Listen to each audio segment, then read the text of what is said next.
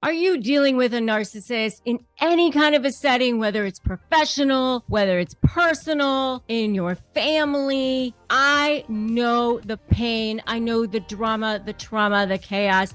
I have been there. I have been exactly where you are. I know what it's like to be in the middle of the night, that pit in your stomach, that nausea, that feeling. I know what it's like to feel like you're being bullied. The life is being drained out of you. And so in this episode, I'm going to talk about what you have to do to slay that bully, how to negotiate with a narcissist and win.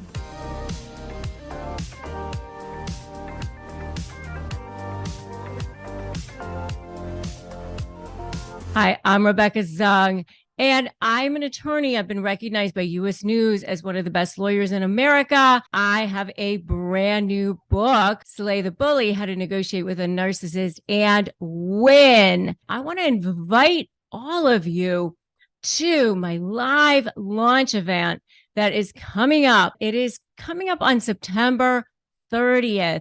And I want all of you to come because this is a movement. This is a revolution that we are starting. And so I want all of you to come, and it is going to be at slaythebullylaunch.com that you can sign up and join me live. So make sure that you sign up and join me live for that. And by the way, if you haven't subscribed, make sure that you subscribe here and hit that notification bell. I want you to find your place, find your home here. One of the things that narcissists do is isolate you. And I don't want you to feel isolated anymore. I want you to feel like you have a place. Here's one of the ways that I want you to start knowing how you can slay that bully. And that is understanding the power of knowledge, understanding the power of step one, don't run. Step two is making that U-turn. And step three is breaking free. Step one is knowledge, boundaries, seeing them for who they are. And this is all part of that slay methodology, strategy, leverage, anticipate, and focus on you. But don't run. You're course correcting. You're turning things around. You are stopping this conditioning and understanding that they started right from the beginning, conditioning you, mirroring you, charming you, being exactly what they knew you wanted them to be. And they're really, really good at that. This is a survival skill for them. So they started at the beginning becoming exactly what you wanted them to be. They read that in you, understanding that you can't take that personally. You can't feel guilty about that. You can't feel shame about that. They're very, very good at reading people. I felt a lot of blame and shame about that initially. I was supposed to be strong. I was supposed to be powerful. I was supposed to be this badass attorney. Even when I started on YouTube, tell my story. Even at the beginning when I saw, oh my gosh, the first videos that were going viral, I thought, oh my gosh, it's how to negotiate with a narcissist. I thought, I don't know if I really want to be the narcissism queen. And I thought, okay, I'll do a few more of these. But then I thought, I don't really want to tell my own story of how I'd had a narcissistic business partner long after I'd already built this massive, huge practice as a divorce attorney where I was representing big, powerful people, right? But I didn't want to tell my story about that because I felt shameful about that. I thought, how did this happen to me?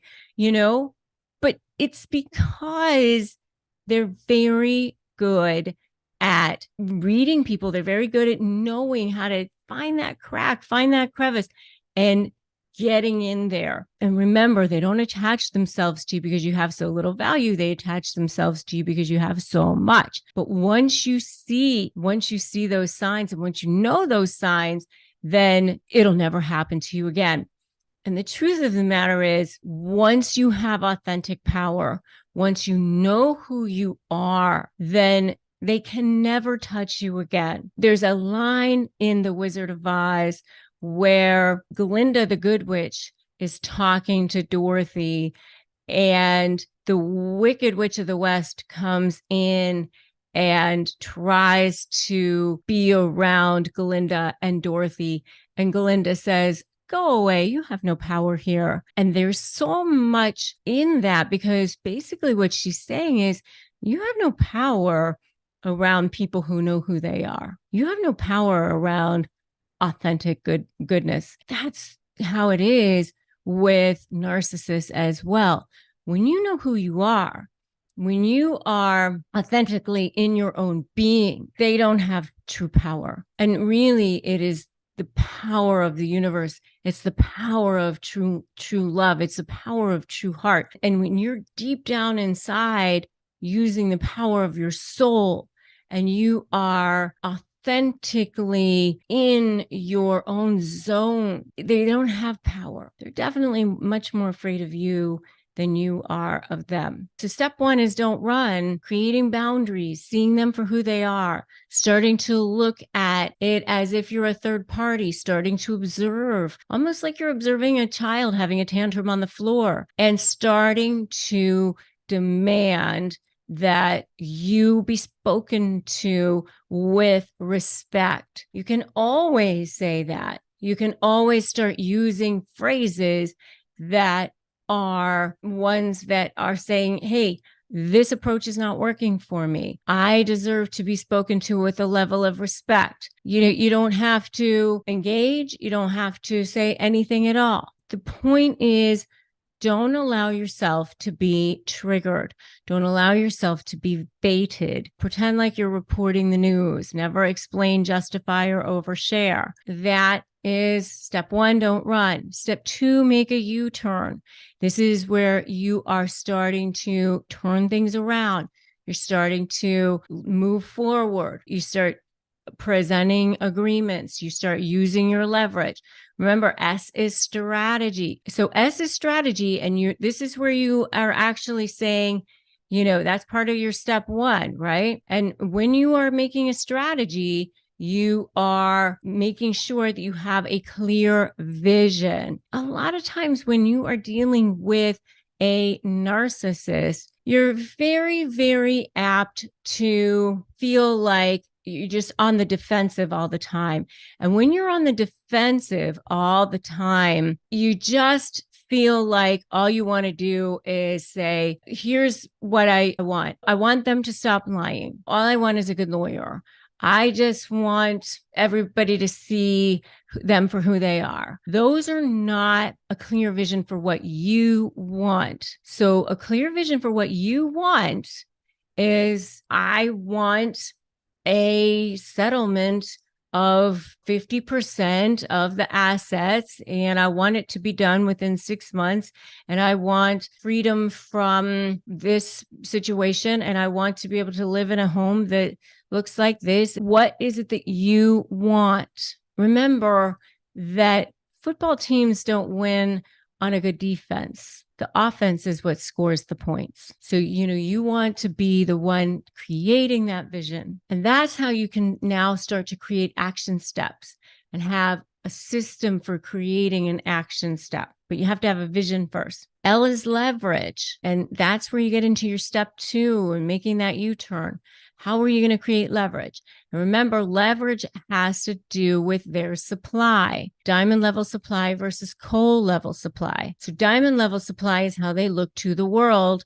And then coal level supply is manipulating you, making you squirm, making you feel bad. And they will keep coming back to you and getting that coal level supply as long as they're getting it. As long as they're getting it from you, they will keep coming back, because it's a source. The key is to figure out a form of supply that's more important for them to keep than the supply that they get from manipulating you and jerking you around, which is that coal level supply, and then threaten that source of supply. That's your strategy. But you can't actually take that form of supply away, because if you do, then your leverage is gone. It's ethically manipulating the manipulator. And that is the only thing that you can do. Understanding that how narcissists think has to do with the formation of their brain as children. It's a physiological issue that during childhood, they experienced trauma. When we are in a situation as human beings where we are presented with feelings that we need to feel like we are in survival mode, our bodies feel like we need to either fight, flight, or freeze. When that happens, our brains produce chemicals. It's cortisol, it's epinephrine or adrenaline. If that happens on a regular basis, then it causes arrested development in children in the limbic system part of their brain. That is then what is referred to as narcissistic injury. When that narcissistic injury is triggered, it can cause narcissistic rage. It can cause a number of issues. Then they're thinking from that part of their brain. When that happens, they don't even necessarily know what they've done. They don't remember. Sometimes they do things that are not rational. You're interacting with that part of their brain at that point. It's black and white. What triggers them? It could be any number of things. It could be that they feel slighted.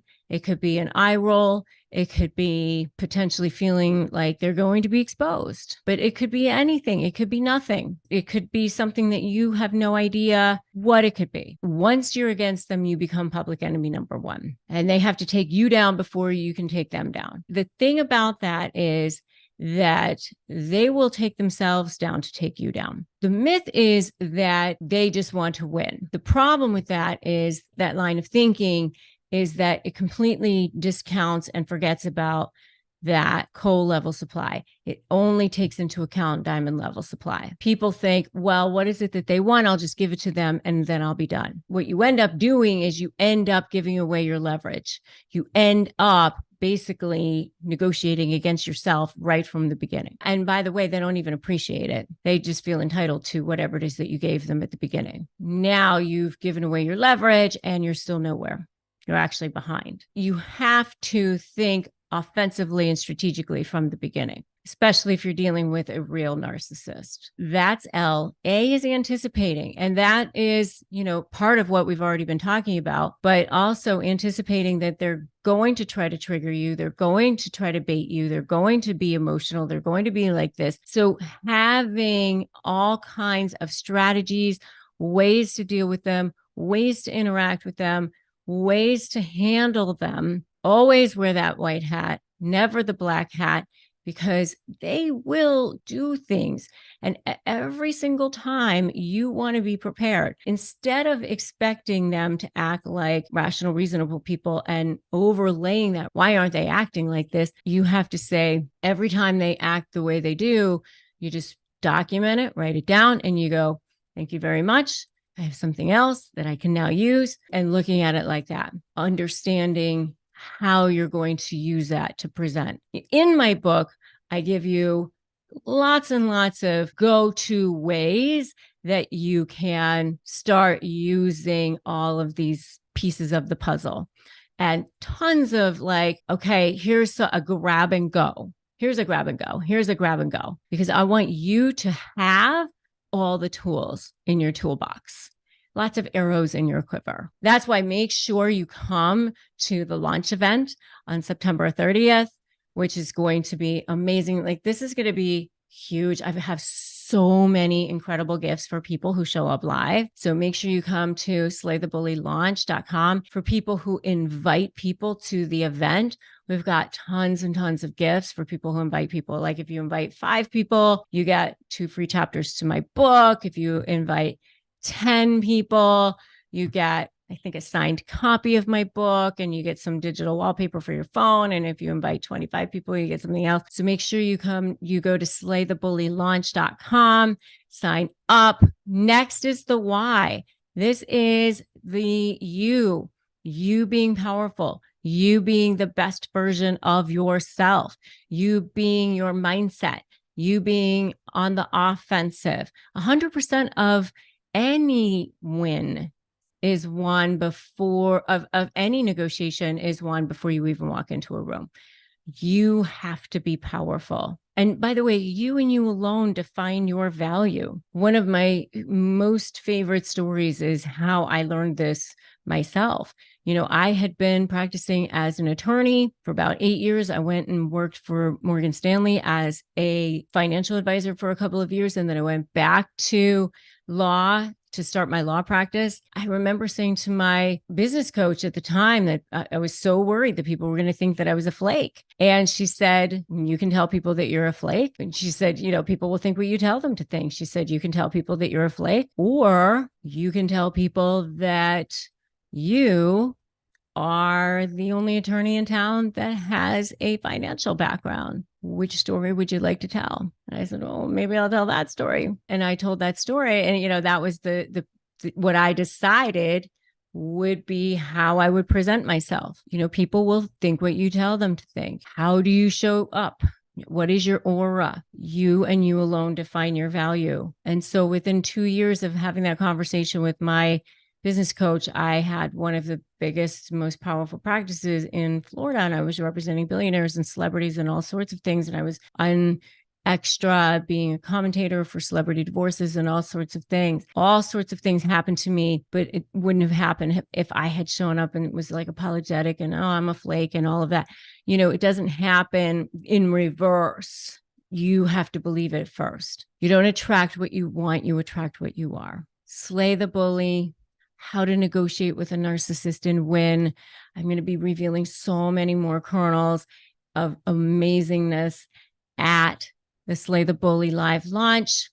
I want you guys to all join me. We're going to be giving away so much free stuff because we are starting a Slay Nation. We're revolutionizing the conversation around how to negotiate, how to communicate with toxic people, because I want you to be able to create a new beginning, a new future. I want you to break free from any kind of toxic relationship, whatever it is that you're in.